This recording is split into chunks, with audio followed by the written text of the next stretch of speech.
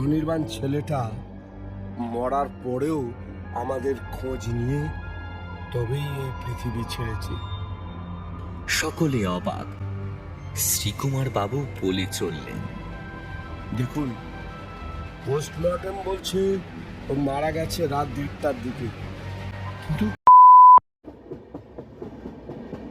রাতের অন্ধকার চিরে ছুটে চলেছে ট্রেনটা। রেল লাইনের ওপর ট্রেনের হেডলাইটের তীব্র আলো ঝলসে উঠেছে। জমাট বাঁধা অন্ধকারে এক ফালি আলোর পথ চিরে ইস্পাতের লাইনে চাকার ঘর্ষণের ঝমঝম ঝমঝম শব্দে রাতের নিস্তব্ধতা বিদীর্ণ করে ছুটে চলেছে যন্ত্রদানবটা।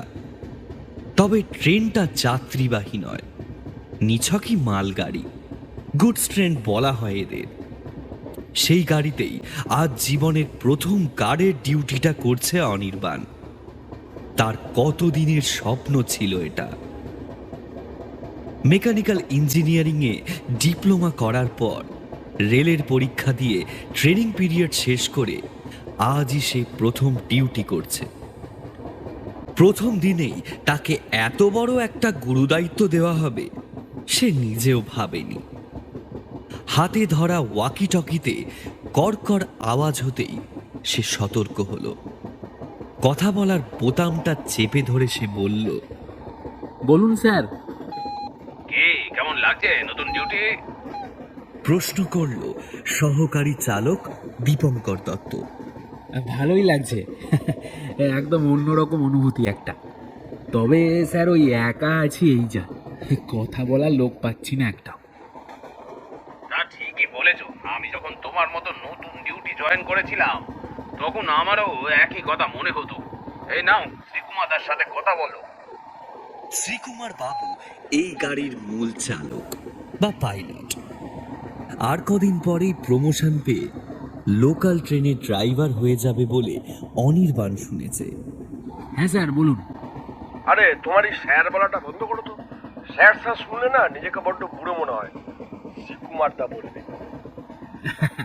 ঠিক আছে স্যার, মানে শ্রীকুমার দা।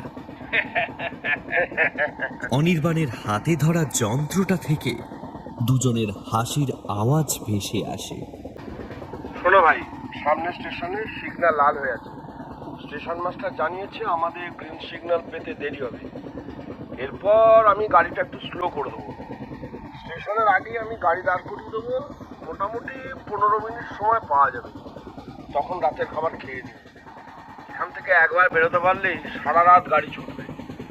এই ভালো কথা, সঙ্গে খাবার আছে তো?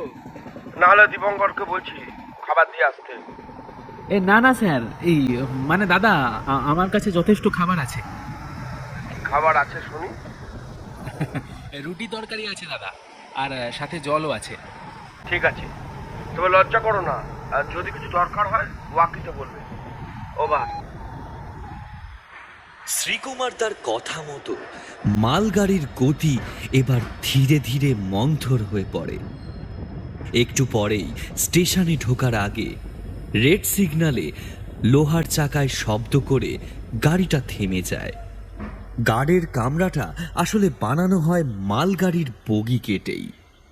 দুধারের সব দেওয়াল উড়িয়ে দিয়ে বারান্দা মতো তৈরি করা হয়। আর এই দুটো বারান্দার মাঝে থাকে গার্ডের কেবিন বা ঘর। অনির্বাণ ট্রেনের পেছনের দিকের বারান্দাটায় বেরিয়ে একবার আশপাশটা দেখে নিয়ে আবার ভেতরে এসে নিজের ব্যাগ থেকে টিফিন কৌটোটা বার করে। তারপর নিজের বাড়ি থেকে বহুদূর এই অজানা অচেনা জনমানবহীন প্রান্তরের মাঝে রাতের বেলা একটা লোহার ডিব্বার মধ্যে বসে বর্তমানে নিজেরই এই অদ্ভুত পরিস্থিতির কথা ভাবতে ভাবতে মায়ের হাতের তৈরি রুটি তরকারি চেবোতে থাকে। কিছুক্ষণ বাদে হঠাৎ একটা উজ্জ্বল টর্চের আলো খোলা দরজা দিয়ে গার্ডের কামরা এসে পড়ে। টিফিনটা টেবিলের ওপর রেখে দেওয়াল থেকে নিজের 4 ব্যাটারির টর্চটা ধরে বাইরে আলো ফেলে দেখে একটা লোক টর্চ হাতে একটা থলে নিয়ে এগিয়ে এসে উঠতে যাচ্ছে গার্ডের বগির বারান্দার মতো খোলা জায়গাটায়। লোকটার মুখে আলো ফেলতেই তাকে চিনতে পারে সে, দীপঙ্কর দা। আরে আপনি আবার কেন এলেন দাদা? এসেছি কি সাদে শ্রীকুমারদার হুকুম, ধরুন ছেলেটা ঠিক মতো খেলো কিনা দেখে আয়, তাই আসলাম। এই নাও, শ্রীকুমারদা কটা মিষ্টি পাঠিয়েছে তোমার জন্য। বলে হাতের থলেটা অনির্বাণের দিকে বাড়িয়ে দেয়। সে থলেটা নিয়ে পাশে রেখে বলে, ভেতরে আসুন না দীপঙ্কর দা। আরে না না, ঠিক আছে, আমি আর আসছি না ভেতরে। ও, আর একটা কথা, এই স্টেশন পার হলে একটু বাদেই একটা জঙ্গল পড়বে। জঙ্গলটা তেমন গভীর নয়, মাঝে মাঝে লোক বসতি আছে, তবে সমস্যাটা অন্য জায়গায়, বুঝলে? ও আচ্ছা, কি সমস্যা বলা যাবে? এমন কিছুই নয়, শুধু একটু চোখ কান খোলা রেখো, এই আর কি। আর ওয়াকিতে সব সময় যোগাযোগ রাখবে, বুঝলে? হ্যাঁ সে ঠিক আছে, কিন্তু মানে কিছু গন্ডগোল আছে নাকি? হ্যাঁ, না না, তেমন কিছু নয়। তুমি খেয়ে নাও, আমি আসিখন। বলেই দ্রুত পায়ে বিদায় নিল দীপঙ্কর দত্ত। অনির্বাণ তার যাত্রাপথের দিকে তাকিয়ে থাকে। তারপর থলেটা খুলে কাগজের বাক্স থেকে মিষ্টি নিয়ে খেতে থাকে।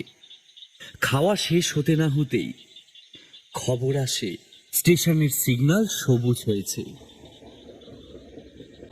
ওয়াকিতে সেটা শ্রীকুমার দাকে জানাতেই মালগাড়ির চাকা গড়াতে শুরু করে। একটু পরেই গাড়ির গতি ঘন্টায় প্রায় 50 কিলোমিটার ছাড়িয়ে গেল। অনির্বাণ তাকিয়ে দেখল আকাশে গোল থালার মতো পূর্ণিমার চাঁদ উঠেছে।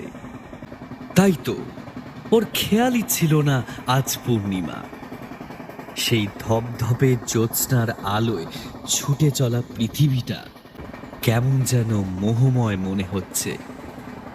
সেই মোহময় আলোয় ম্লান করে লাইনের আশেপাশের গাছগুলোতেও যেন ছুটে চলেছে তার উল্টো দিকে, যেন কোনো এক অজানার উদ্দেশ্যে পাড়ি দিয়েছে তারা। আজ স্বপ্নরাজ্যে ছুটে চলেছে সে নিজে। এমন সময় হুঁশ ফিরল ওয়াকি টকির ক্যাকাফোনিতে। শ্রীকুমার দা কথা বলছে। অনির্বাণ, একটু চোখ কান খোলা রাখিস। এখানে আমার গাড়ি একটু স্লো করতে হবে। সামনে একটা বড় বাঁক আছে, প্রায় 35 ডিগ্রি অ্যাঙ্গেলে গাড়ি ঘুরবে। বিশেষ করে তোর বাঁ দিকটা খেয়াল রাখিস। সেরকম কিছু দেখলেই আমাকে জানাবি। যারা রেগুলার গাড়ি নিয়ে যায় তারা জানে তুই নতুন বলে তোকে এত কথা বলছি। এই যা, তোকে তুমি না বলে তুই বলে ফেললাম, কিছু মনে করিস না।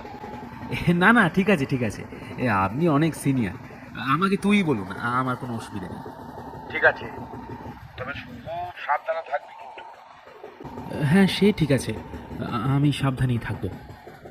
বলছি, একটা কথা বলবেন দাদা, এই তখন থেকে আমায় সাবধান করছেন কেন আপনারা? মানে একটু খোলাখুলি বলুন না ব্যাপারটা কি। এইভাবে বারবার সাবধান করছেন, আমার কিন্তু একটু টেনশন হচ্ছে। আসলে এই লাইনে একসময় খুব ডাকাতি হতো, তবে সেসব অনেকদিন বন্ধ আছে। তবু বলা তো যায় না, তাই তোকে এতবার করে সাবধান করছি। এমনি কিছু না, শুধু একটু সাবধান থাকবি। রাখছি। ঠিক আছে ঠিক আছে দাদা। মালগাড়িটার গতি আবার বেশ কমে গেল। বাইরে বেরিয়ে এসে রেলিংটা ধরে ঝুঁকে সামনের দিকে তাকিয়ে অনির্বাণ দেখল তাদের ট্রেনটা সাপের মতো বাঁক ধরে ঘুরে যাচ্ছে। মাথায় ইঞ্জিনটা দেখা যাচ্ছে এবার। ওখানে বসেই শ্রীকুমারদার নিপুণ দক্ষতায় গাড়িটাকে এগিয়ে নিয়ে চলেছে। তারও স্বপ্ন একদিন সেও এরকম ট্রেন চালাবে। শুধু মালগাড়ি নয়, প্রথমে লোকাল ট্রেন, তারপর এক্সপ্রেস ট্রেন, আর একদিন রাজধানী এক্সপ্রেস চালিয়ে হাজির হবে দিল্লিতে। খুব ছোটবেলায় একবার বাবার সাথে ট্রেনে চেপে সে ঘুরতে গিয়ে মনে মনে ঠিক করেছিল সে ট্রেনের ড্রাইভার হবে। বাবা অসময়ে চলে গেলেও তার মায়ের জন্য সে আজ তার অভীষ্ট লক্ষ্যের প্রথম ধাপে পৌঁছতে পেরেছে। এবার দায়িত্ব নিয়ে কর্তব্য পালন করে গেলেই হলো। পূর্ণ হবে তার সযত্নে লালিত সেই স্বপ্ন। হঠাৎ তার মনে হলো মালগাড়ির গতি বেশ ধীর হয়ে গেছে। কি ব্যাপার? এরকম তো হওয়ার কথা নয়। সে এবার তাকালো পাশের জঙ্গলে। ওটা কি? অন্ধকার গাছের মাথাগুলোর উপর পূর্ণিমার আলোয় রূপলি আকাশের বুকে ওটা কি? একটা মানুষ গাছের মাথাগুলো ছুঁয়ে হেঁটে যাচ্ছে। তার মনে হলো খুব উঁচু লম্বা একজন মানুষ মালগাড়ির পাশ দিয়ে লম্বা লম্বা পা ফেলে চলছে গাড়ির সাথে সাথে। এই কি করে সম্ভব? এত লম্বা মানুষ হয় নাকি? গাছগুলো প্রায় 15-16 ফুট লম্বা, প্রায় 12-13 ফুট লম্বা মানুষ আবার হয় নাকি? তাছাড়া মানুষটা লম্বা ঠিকই, কিন্তু সেই অনুপাতে তার স্বাস্থ্য তেমন নয়, বরং কেমন যেন রোগা শিরিঙ্গে পাড়া চেহারা। তার হাতে যেন একটা বৃদ্ধের মতো লাঠি ধরা। ব্যাপারটা ঠিক বোধগম্য হলো না তার।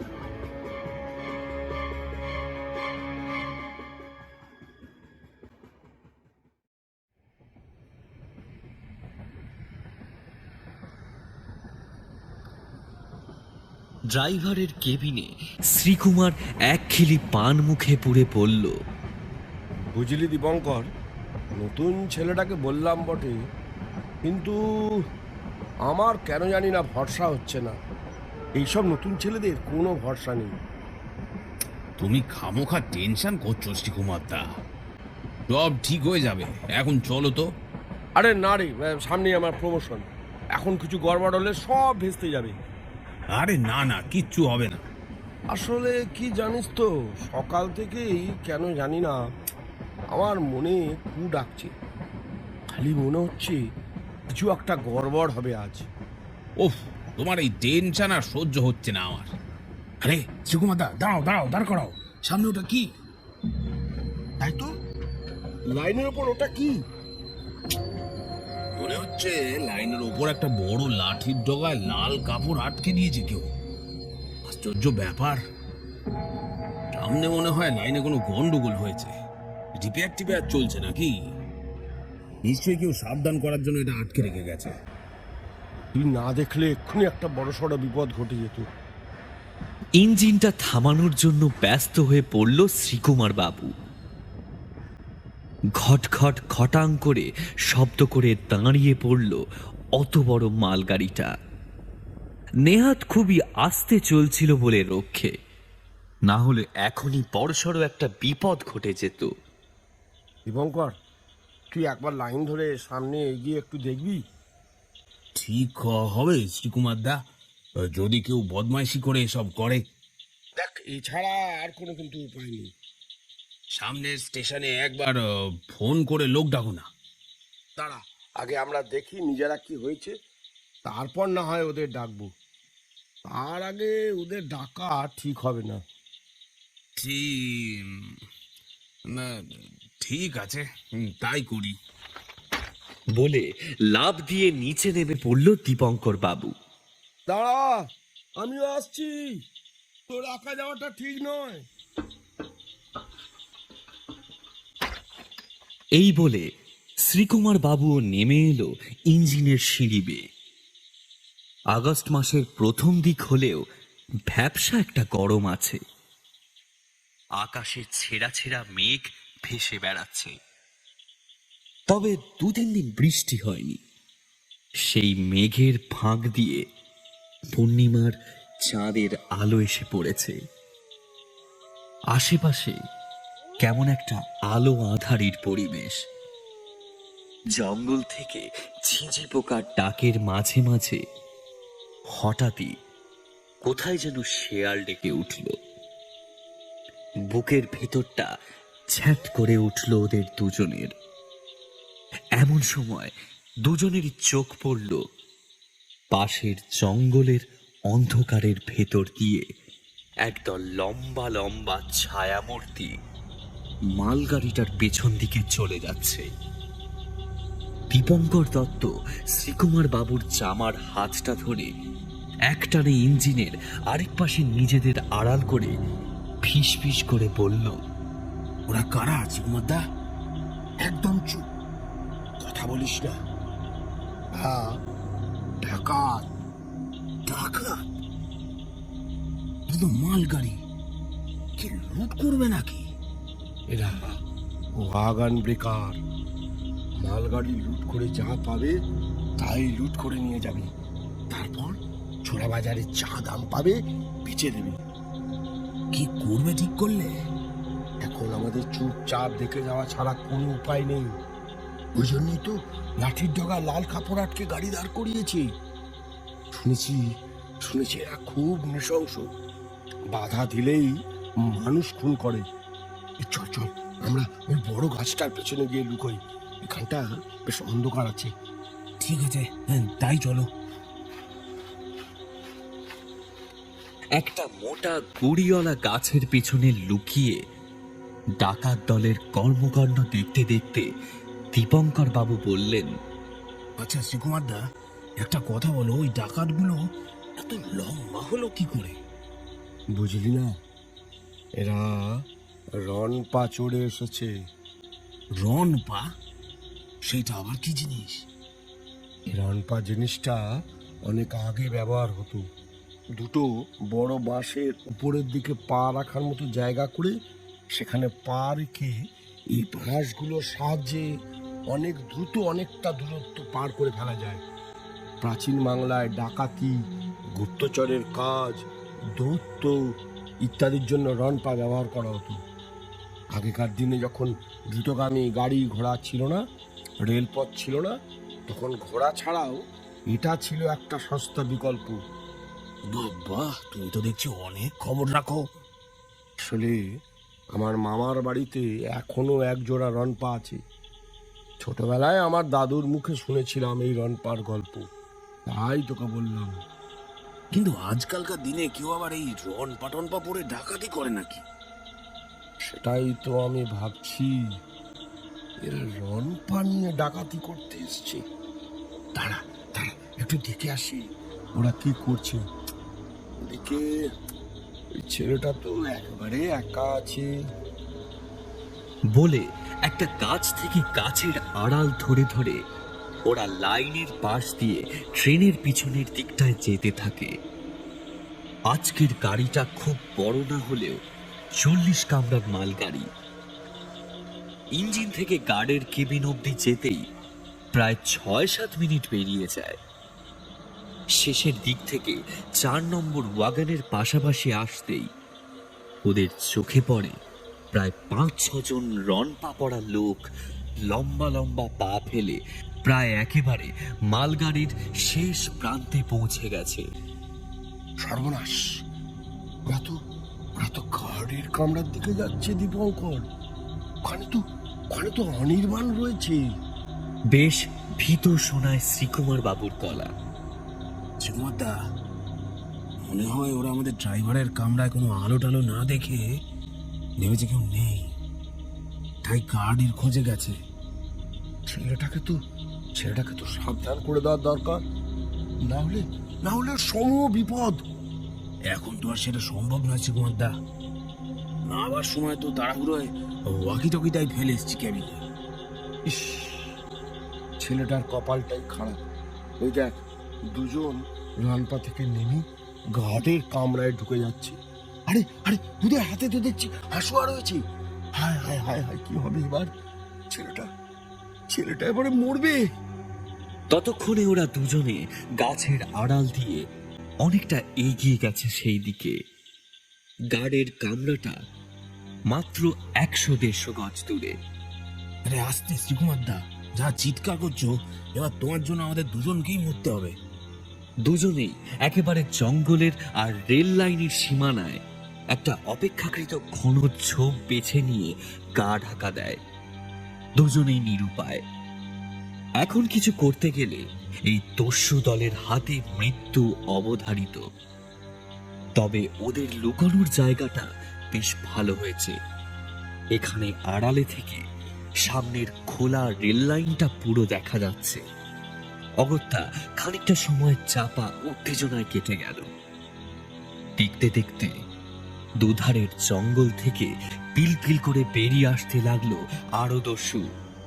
হঠাৎ শ্রীকুমার বাবু চেঁচিয়ে উঠলেন, ওকে, অনির্বাণ তো দেখছি ওদের সাথে বেরিয়ে আসছে। কি ব্যাপার রে? তার মানে ডাকাতরা ওকে কিছু করেনি? সে কি করে হয়? ওরা তো এত সহজে কাউকে ছেড়ে দেওয়ার লোক নয়। এই ওরা তো দেখছি অনির্বাণকে নিয়ে ওয়াগনগুলোর দিকে যাচ্ছে।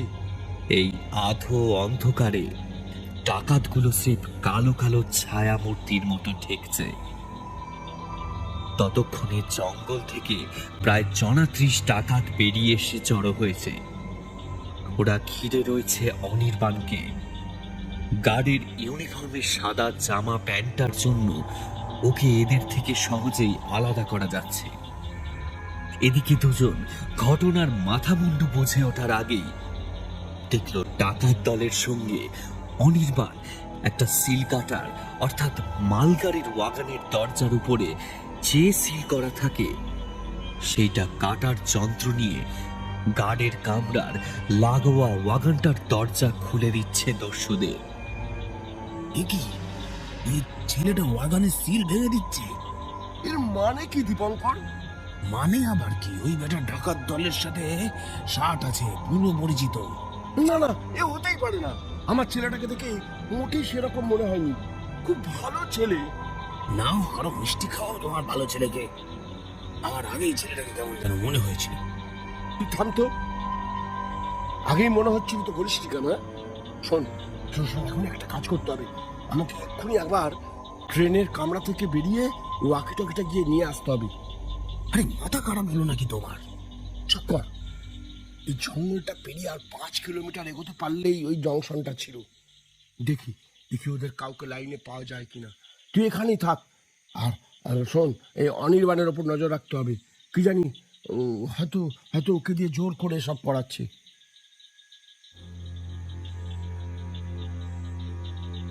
শ্রীকুমার বাবু লাইনের পাশের জঙ্গলের আড়াল দিয়ে ইঞ্জিন থেকে যখন ওয়াকি টকিটা নিয়ে ফিরে এলেন তখন প্রায় একটা কামরা খালি করা হয়ে গেছে দস্যু দলের।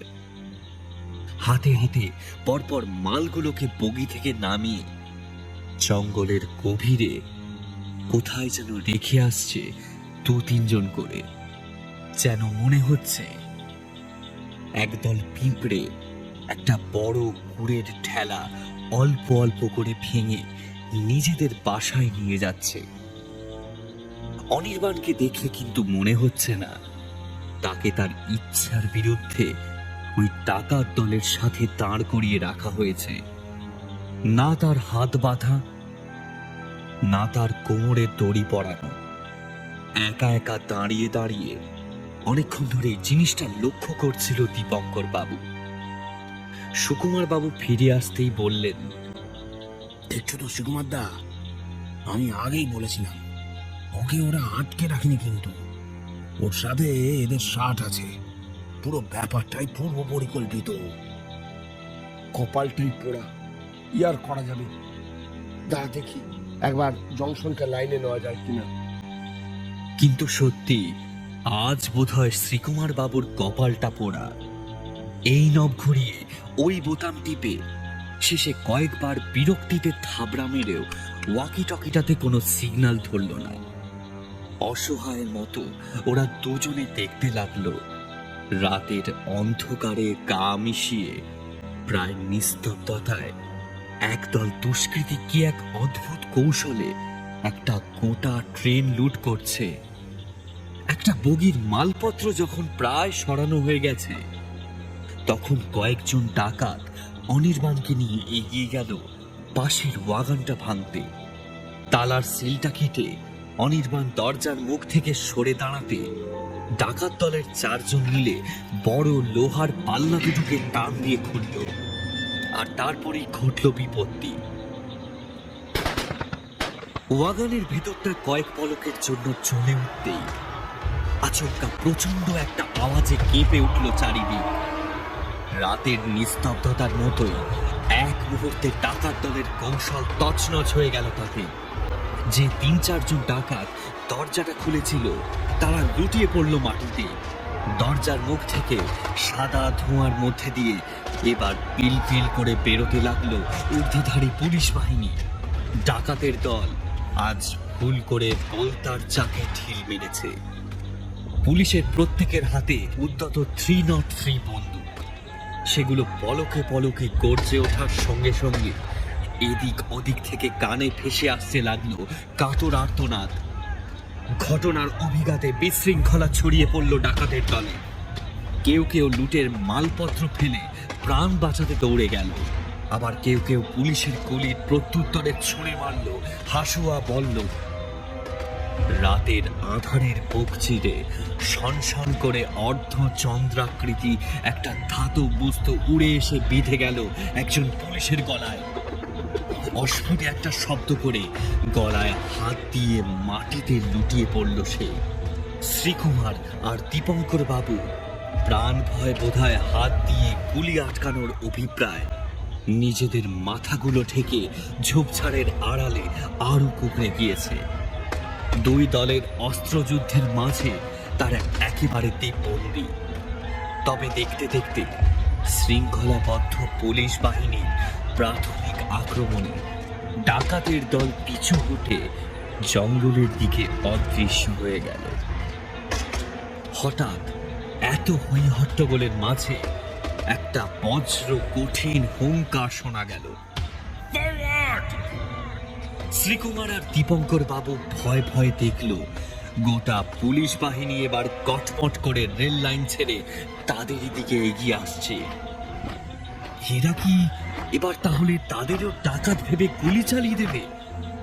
দুজনেই ভয় একেবারে চোখ বুজে রাম নাম জপতে লাগলো, কিন্তু তাদের মুখ ফুটে একটাও শব্দ বের হলো না। তবে উপরওয়ালাকে কি আর সাধে অন্তর্যামী বলে? এক সারি ভারী বুটের আওয়াজ কটকট করতে করতে ওদের একেবারে কান ঘেঁষে বেরিয়ে গেল। জঙ্গলের গভীর অন্ধকার থেকে ভেসে আসতে লাগলো গোলাগুলির শব্দ আর আর্তনাদ মেশানো একটা বিশ্রী কোলাহল। দুজন মিলে সব চিন্তা ভাবনা ছেড়ে কতক্ষণ যে ওইভাবে নিজেদের প্রাণ হাতে নিয়ে বসে রইল তার হিসেব নেই। গোলাগুলির আওয়াজ আস্তে আস্তে কমে আসতে ওরা যখন পিট পিট করে চোখ মেলে তাকালো, তখন পূবের আকাশে একটা হালকা লালচে আভা ধরেছে।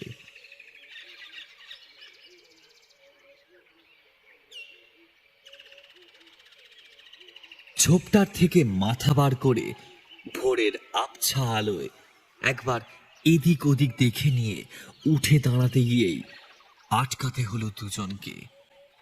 না, তেমন কিছুই নয়। ওই একখানা এতক্ষণ ধরে হাঁটু ভাঁজ করে বসে থাকতে থাকতে দুজনেরই পা একেবারে ধরে গেছে। ওরে বাবারে, উফ, বাবারে, হাঁটুটা একেবারে টনটন করছে। কি বিপদটাই না কাটলো। স্বস্তির নিঃশ্বাসটা ফেলতে না ফেলতেই শ্রীকুমার বাবুর মাথায় যেন বাজ পড়ল। কি কি হলো? আরে অনির্বাণ, ওর কি হলো? এমন বিপদে পড়ে তো ওর কথা মাথা থেকে বেরিয়ে গেছিল। এই রে, হ্যাঁ, ওই পরের ওয়াগনটা খোলা মাত্রই ওই যে ভেতর থেকে পুলিশ ফায়ারিং করলো, দরজার মুখটা পুরো ধোঁয়ায় ভরে গেল। তো তারপর যা গন্ডগোল। এক মুহূর্ত সময় নষ্ট না করে দুজনে মিলে হনহন করে হাঁটা লাগালো লুট করা বগিগুলোর দিকে। কিন্তু একটা ব্যাপার চোখে পড়তেই দুজনের একেবারে চক্ষু চড়ক গাছ। দুটো বগির দরজা একেবারে বন্ধ, মানে একেবারে সিল সমেত বন্ধ। ডাকাতি তো দূর, একটা আঁচড়ও লাগেনি তাতে। এতক্ষণে এবার আরেকটা অদ্ভুত ব্যাপার চোখে পড়ল ওদের। ট্রেন লাইনে একটাও মৃতদেহ নেই, অথচ ওদের চোখের সামনে নয় নয় করে কাল রাতে পুলিশের প্রাথমিক আক্রমণে ওই লাইনের উপরই ডাকাতদের দলের 7-8 জন মারা পড়েছিল। কিন্তু কই, কোথাও কোনো মৃতদেহ নেই তো। এমন সময় শ্রীকুমার বাবুর কোমরে গোজা ওয়াকিটকিটা বেজে উঠল। শ্রীকুমার বাবু তাড়াতাড়ি ওয়াকিটকিটা মুখের কাছে নিয়ে বোতাম টিপে দিলেন। হ্যালো হ্যালো হ্যালো হ্যালো, কে কে কে অনির্বাণ? হ্যালো হ্যালো, হ্যাঁ হ্যাঁ দাদা, অনির্বাণ বলছি আমি। আপনারা কোথায়? আরে আরে, আমরা ঠিক আছি, তুমি কোথায়? আমি আমি গার্ডের কামরাতেই আছি। ওই ঠিক সুযোগ বুঝে ঢুকে পড়েছিলাম। বলছি, আপনারা কোথায় আছেন? ঠিক আছেন তো সবাই? সে অনেক কথা, দাঁড়াও দাঁড়াও, আসছি আসছি আসছি, দাঁড়াও। হ্যাঁ, আসুন আসুন আসুন। উফ, কবে যেন একটু একটু শান্তি পেলাম। আসলে অনেক দূর যেতে হবে তো। শেষের কথাগুলো কেমন যেন খেটে খেটে গেল। যাই হোক, সে কাটুককে। বড় কথা হচ্ছে এতক্ষণে দুজনেরই চিন্তাটা কাটল। ওরা ট্রেনের ধার দিয়ে দ্রুত পা চালিয়ে মালগাড়ির শেষ প্রান্তে হাজির হলো। গার্ডের কামরায় ভিতরের দৃশ্য দেখে থ হয়ে গেল দুজনে। চেয়ারের ওপর অনির্বাণ পড়ে রয়েছে, তার গলার পেছন দিকে একটা জিনিস চকচক করছে, একটা হাসুয়া। সেটা বেঁধে আছে গলার পিছনের দিকে। একটা রক্তের ধারা এসে মিশেছে মেঝেতে। লাল রক্ত শুকিয়ে কালচে হয়ে গেছে জায়গাটায়। তবে একটু আগে ওদের সাথে কে কথা বলল? শ্রীকুমার বাবু দ্রুত এবার ওয়াকিটকিতে পরবর্তী স্টেশনে যোগাযোগ করতে যাবে। এমন সময় বাইরে থেকে একটা জটলার আওয়াজ পেয়ে দুজনেই বাইরে বেরিয়ে এলো। সামনের দিক থেকে একটা বড় দল এগিয়ে আসছে তাদের দিকে। রেলের সার্চ পার্টি। ওরা কাছে এসে পড়তেই একজন অফিসার এগিয়ে এসে জানালেন, কাল রাতে লাইনে দেখা গেছিল গন্ডগোল আছে। কেউ মনে হয় ফেসলুট করার চেষ্টা করেছিল, তাই এই লাইনে কাল রাতে ট্রেন চলাচল বন্ধ ছিল। মাঝরাতে আপনাদের সাথে অনেক যোগাযোগ করার চেষ্টা হয়েছিল মশাই, কিন্তু কিচ্ছু করা যায়নি। অগত্যাই 3টের দিকে আমরা আপনাদের সন্ধানে বেরিয়ে পড়েছি। কি হয়েছিল মশাইরা?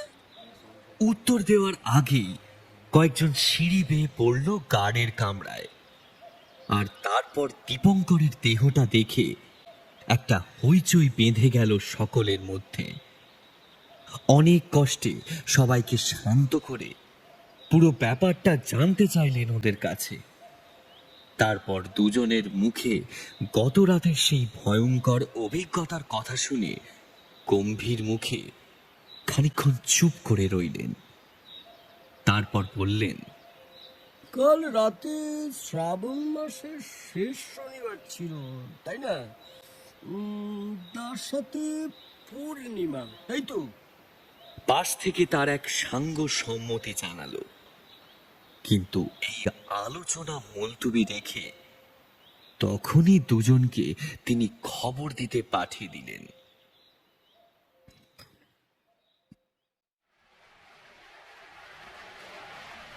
এরপর সারা দিনটা যেন ঝড়ের মতো বয়ে গেল। হেডকোয়ার্টার, থানা, পুলিশ, বয়ান, জেরা, রিপোর্ট ইত্যাদি মিটিয়ে ওরা যখন জাংশনের স্টেশন মাস্টারের ঘরে একটু থিতু হয়ে বসল, তখন রাত নেমেছে। অনির্বাণের বডিটা হাওড়ার দিকে একটা ট্রেনে করে পাঠিয়ে দেওয়া হয়েছে। ওদের মালগাড়িটাকে অন্য ড্রাইভার দিয়ে পাঠিয়ে দেওয়া হয়েছে তার গন্তব্যে। ও, এখানে বলে রাখা ভালো, গাড়ির একটা ওয়াগানও তছরূপ হয়নি, দরজাগুলোতে একটা আঁচড়ও পড়েনি। গাড়ি ছাড়ার সময় যেমনটা ছিল তেমনটাই রয়েছে, একেবারে সিল সমেত। বাইরে তখন বৃষ্টি পড়ছে। স্টেশন মাস্টারের ঘরে শ্রীকুমার আর দীপঙ্কর বাবুর সাথে বিষণ্ণ ও ক্লান্ত মুখে বসে রয়েছে অফিসার অমিয় বাবু আর বৃদ্ধ স্টেশন মাস্টার। কুকের এনে দেওয়া গরম চায়ে একটু চুমুক দিয়ে অমিয় বাবু বললেন, আপনার অবস্থাটা বুঝতে পারছি শ্রীকুমার বাবু, কিন্তু আপনার তো কিছু করার ছিল না। একটা লম্বা নিঃশ্বাস ফেলে ক্লান্ত কণ্ঠে শ্রীকুমার বাবু বললেন, হ্যাঁ, ছেলেটা তো আমার আন্ডারে ডিউটি করতে গিয়ে মরলো। দেখুন, খাতায় কলমে দায়ভার নিতে না হলেও বিবেকের দায়ভার কি করে এড়াই বলুন? সবই বুঝতে পারছি, তবে নিজেকে এইভাবে বিচলিত করবেন না। এই ঘটনা আপনাদের সাথে প্রথমবার নয়, বহু যুগ আগের এক রাতের পুনরাবৃত্তি মাত্র। হ্যাঁ, সে কথা আমিও কিছুটা ভাষা শুনেছি, তবে কিছুতেই পুরো ব্যাপারটা মনে পড়ছে না। মানে জিজ্ঞেস করলেন দীপঙ্কর বাবু। আমার সার্ভিস লাইফে এমনটা কোনোদিনই দেখিনি, এই আপনারাই প্রথম। তবে এই ঘটনা আমি শুনেছি একজনের মুখে, আর সে এই ঘরেই বসে আছে। কথাটা বলে স্টেশন মাস্টার তাকালেন আরেক বৃদ্ধের দিকে, স্টেশনের কুক শ্যাম সুন্দর। চা করে নিয়ে এসে সেও বসেছিল বাবুদের সাথে। না, বসতে তার বাঁধে না। বিগত 40টা বছর ধরে এই ঘরগুলোতে আনাগোনা তার। বাবুরা তো আসে যায়, কিন্তু এই জাংশন স্টেশনের ঘরগুলো আগলে তো সেই পড়ে থাকে। সে পুরনো লোক, তাকে ছাড়া নতুন বাবুদেরও চলে না। তাকে কিছু বলতে হয় না, ইঙ্গিত পেয়ে যেন সব আগে থেকে করে ফেলে সে। বৃদ্ধ বলতে শুরু করলেন, আমার বাবাও এই স্টেশনে কাজ করত। অনেকদিন আগে তার মুখে একটা ঘটনা শুনেছিলাম। কাল রাতের ঘটনাটা শুনে কথাগুলো মনে পড়ে গেল। দেখুন, এইটা হলো গিয়ে 2003 সাল। আজ থেকে প্রায় 40 বছর আগে এইখানে একটা ঘটনা ঘটে গিয়েছিল। তখন ওই জঙ্গলের ভেতরের লাইনটা লুপ লাইন ছিল। ওই লাইনে শুধু মালগাড়ি পাস হতো।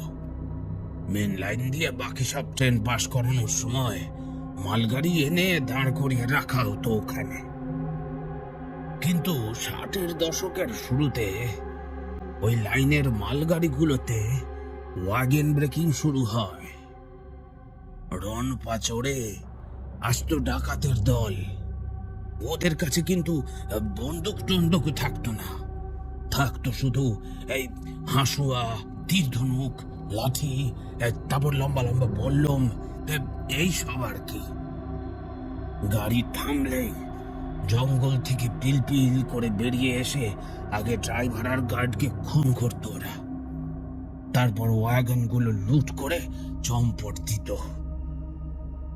তা এই করে একদিকে যেমন রেল কোম্পানির লোকসান হতে লাগলো, তেমনি কোনো ড্রাইভার আর গার্ডও এই মালগাড়ির ডিউটি করতে চাইতো না। মামলা আরো বিগড়লো যখন ইউনিয়নের নেতারাও সবাই একজোট হয়ে দাবি করলো যে ডাকাতদের শায়েস্তা না করা পর্যন্ত কেউ এই লাইনে আর ডিউটি করবে না। চাপ বাড়ল। শেষে রেল কর্তারা মিটিং বসালে রেল পুলিশের বড় কর্তা ভয়ঙ্কর একটা প্রস্তাব দিলেন। আসলে দেখা গেছিল যে গাড়ির শেষ দুটো কামরাতেই বেশি হানা পড়ে, মানে লুটটুট বেশি হয়। তাই ঠিক হলো শেষ কামরাটার আগেরটায় আদ কোম্পানি পুলিশ, মানে ওই প্রায় 60-70 জন খালি ওয়াগনে লুকিয়ে বসে থাকবে। তা ফাঁদ পাতা হলো এইভাবে, কিন্তু প্রথম কয়েকবার কোনো ডাকাতি হলো না। তারপর এক শ্রাবণ মাসের শেষের শনিবারে ফাঁদে পা দিল ডাকাতের দল। সেদিন ছিল পূর্ণিমা। আচ্ছা, এইবারে বুঝতে পেরেছি। ওই জন্যই আপনি ওই প্রশ্নটা করেছিলেন সকালে, তাই না অমিয় বাবু? ওকে, হ্যাঁ, এই লাইনে কাজ শুরু করার দিকেই আমাদের লোকের মুখে শুনেছিলাম যে শ্রাবণ মাসের শেষ শনিবারে পূর্ণিমা পড়লে নাকি মহা বিপদ ঘটে এই লাইনে।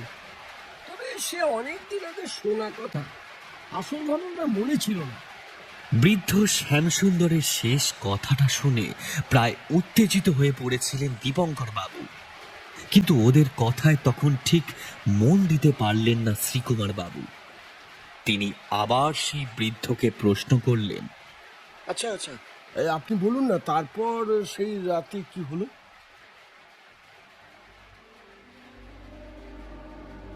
জঙ্গলের মাঝে সিগন্যাল ফেলে ট্রেন দাঁড় করিয়ে আবার শুরু হলো অপেক্ষা। আকাশে তখন পূর্ণিমার গোল চাঁদ উঠেছে। জঙ্গলের মাঝখানে ট্রেন দাঁড় করিয়ে ড্রাইভার, গার্ড আর ইঞ্জিনিয়ার গা ঢাকা দেওয়ার কিছুক্ষণ পরে সেই ডাকাতের দল হামলা করল।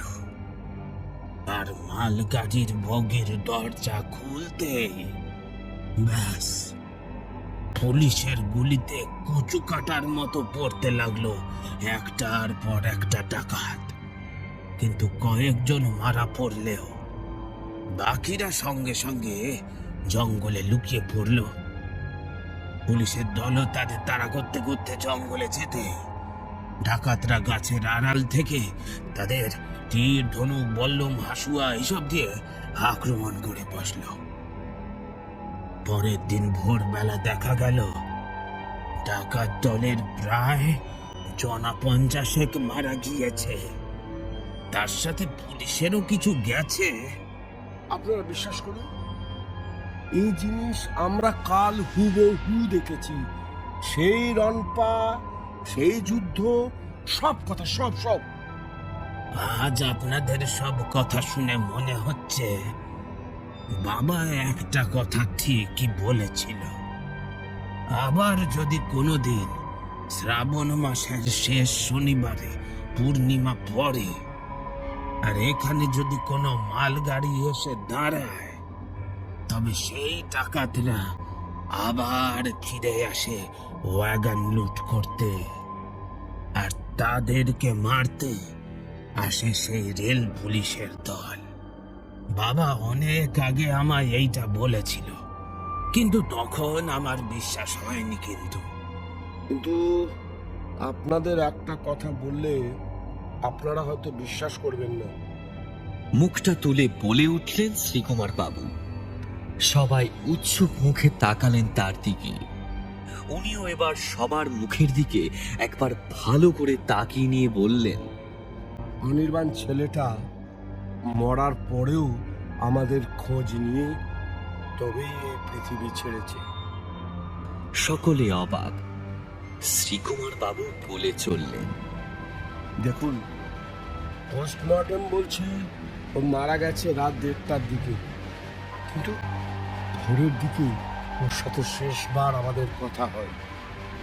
ওয়াকি টকিতে ওর ছেঁড়া ছেঁড়া কথাগুলো শুনতে পেয়েছিলাম। ও বলছিল, একটু শান্তি পেলাম, অনেকে দূর যেতে হবে তো। এখন বুঝতে পারছি ও ট্রেনটা নিয়ে আবার রওনা দেওয়ার বিষয় নয়। সত্যি অনেক দূরে পাড়ি দেওয়ার কথা বলেছিল তখন, ধরতে পারিনি। এবার বলুন তো, বিবেকের দায়ভার কিভাবে এড়াই?